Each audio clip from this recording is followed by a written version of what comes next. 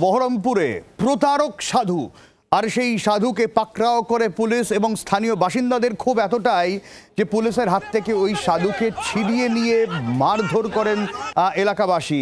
বেশ কদিন ধরে এরকম অভিযোগ উঠছিল যে ওই প্রতারক সাধু বহরমপুরের বিভিন্ন জায়গায় ঘুরে বেড়াচ্ছিলেন এবং বিভিন্ন লোককে ভয় দেখিয়ে নানাভাবে প্রতারণা শুরু করেছিলেন এবং তাকে মারধর করার ছবি এবং পুলিশ তাকে বাঁচানোর চেষ্টা করেছে, কিন্তু স্থানীয়রা এতটাই ক্ষোভ চরমে ওঠে যে তাকে পুলিশের গাড়ির মধ্যেই মারধর শুরু করেন। ছবি দেখুন।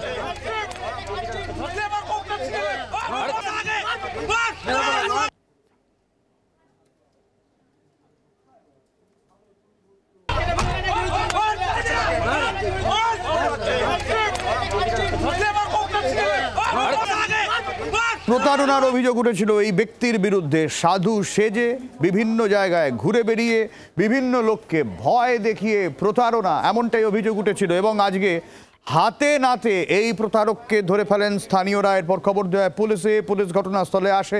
ঘটনাস্থলে এই ব্যক্তিকে যখন উদ্ধার করা হয়, গ্রেফতার করে নিয়ে যাওয়া হচ্ছিল, আটক করে নিয়ে যাওয়া হচ্ছিল, তখন স্থানীয় বাসিন্দারা পুলিশের গাড়ির মধ্যেই তাকে মারধর করে। সোমা মাইতি রয়েছেন আমাদের সঙ্গে। ঠিক কি ঘটনা সোমা, কি অভিযোগ উঠেছিল এই ব্যক্তির বিরুদ্ধে এবং এত ক্ষোভ ওখানকার বাসিন্দাদের মধ্যে এই ব্যক্তির বিরুদ্ধে কেন?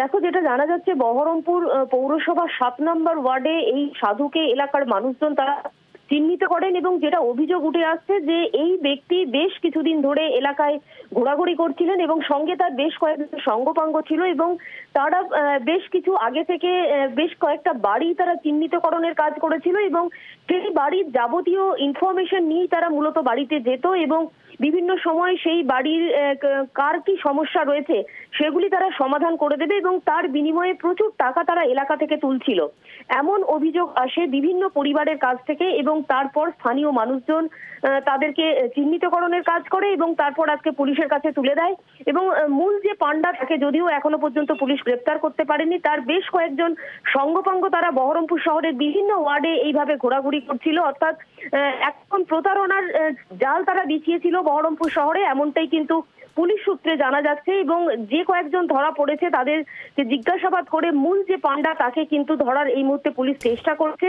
এবং পুলিশের কাছ থেকে যে তথ্য পাওয়া যাচ্ছে যে এরা কিন্তু বহরমপুর শহরের আশেপাশে এলাকাতেও জাল বিছোচ্ছিল আস্তে আস্তে, এমনটাই জানা যাচ্ছে। অনেক ধন্যবাদ সোমা। আমরা এমনই ভাবে হিপনোটাইটিস হয়ে গেছি যে আমি যেমন 7 দিন দুপুরে ভাত খাইনি, 7 রাত্রি আমরা কেউ ঘুমাতে পারিনি, গোটা রাত জেগে আছে আর আমাদেরকে শুধু দুর্বল করে দিচ্ছে। মেয়ে মারা যাবে বলে দুর্বল করে দিচ্ছে। আতঙ্ক, এদের একটা বিরাট র্যাকেট আছে, মানুষের মনটাকে দুর্বল করে দিচ্ছে, দিয়ে মানুষকে বিভিন্ন ধরনের তান্ত্রিক পথে নিয়ে আসছে এরা।